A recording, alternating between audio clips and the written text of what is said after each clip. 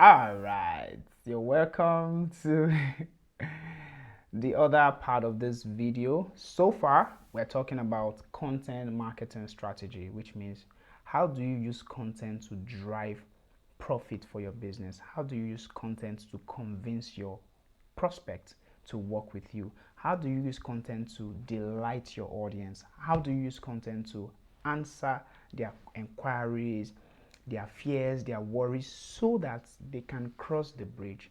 I like the way someone put it. It said content is the bridge that your prospects have to cross before buying from you.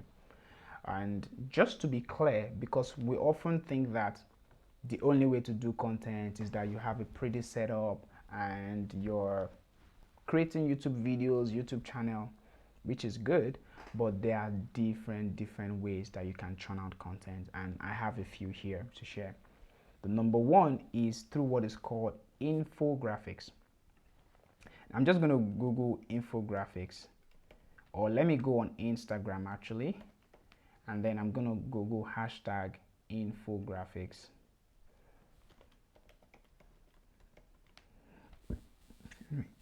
So you would see. All right, so good.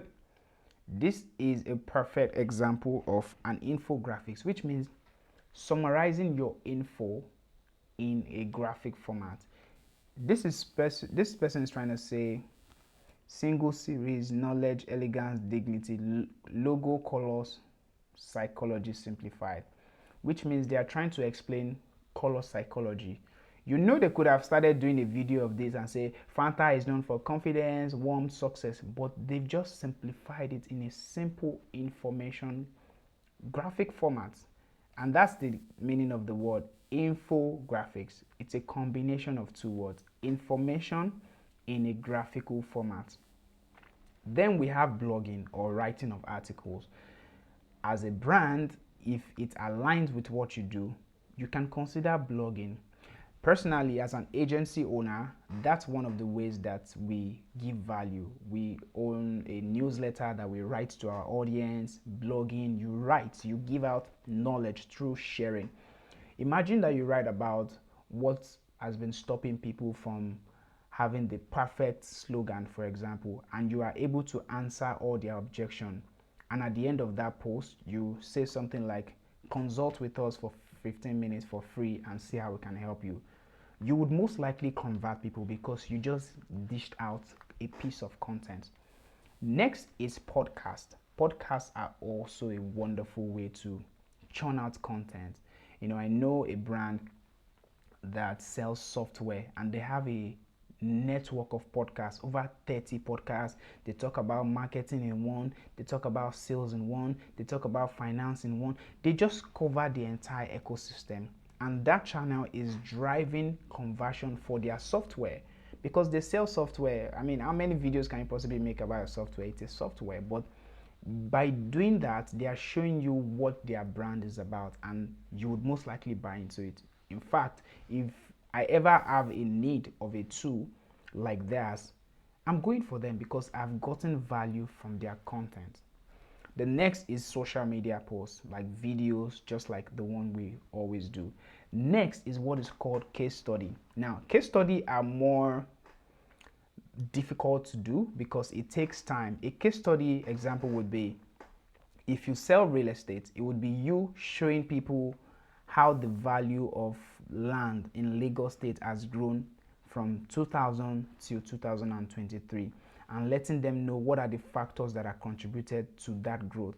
You can give them different instances that someone bought this land for 100k in Epe, it's now cost 25 million, but someone also bought a land for 25 million in Ikate, which is closer, but that's now worth 10 billion.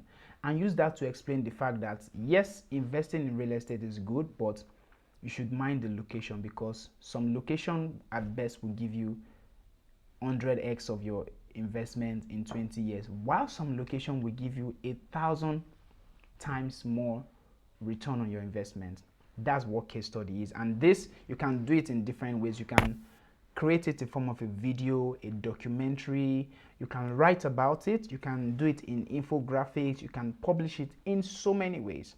And case studies are very powerful. They are perhaps one of the most powerful ways to show who you are as a brand, to let people appreciate your work.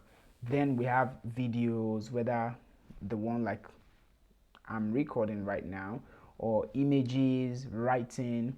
We also have ebooks. You can write ebooks. You're a fashion brand, you can write an ebook that tell people how to combine colors and give it out for free. By that, you collect their leads and you can market to them.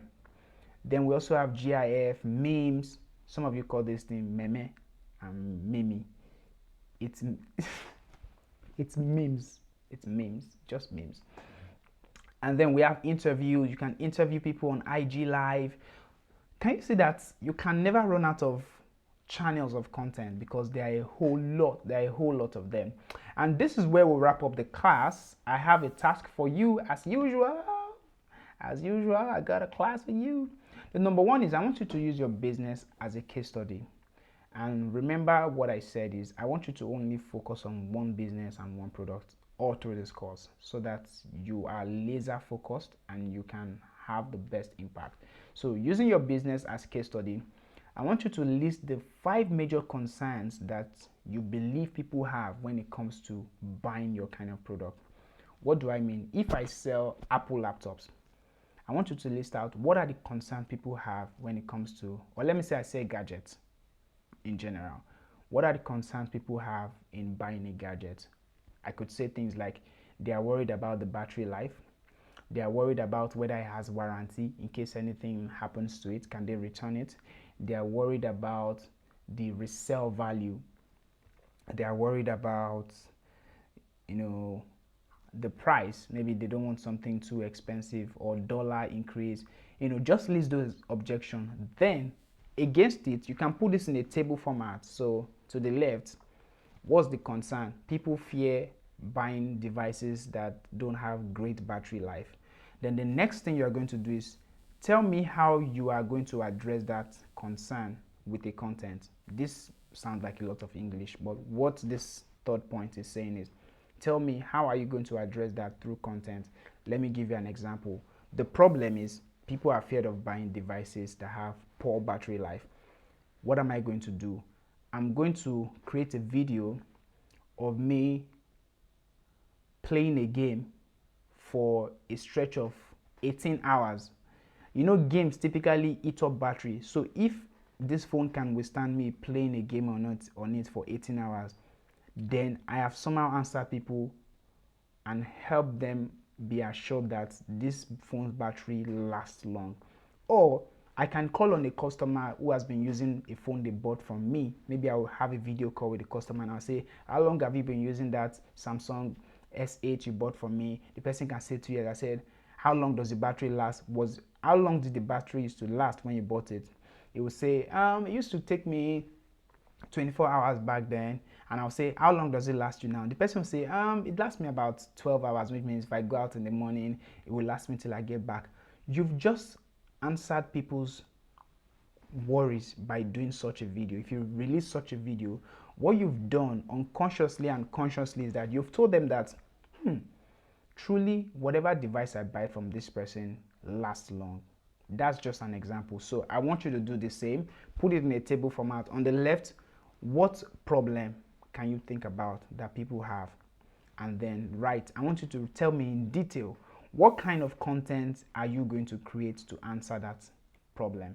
So this is going to be the end of this particular module, and the next thing I'll show you is how to create a content calendar. I'll see you. Don't go nowhere. All right.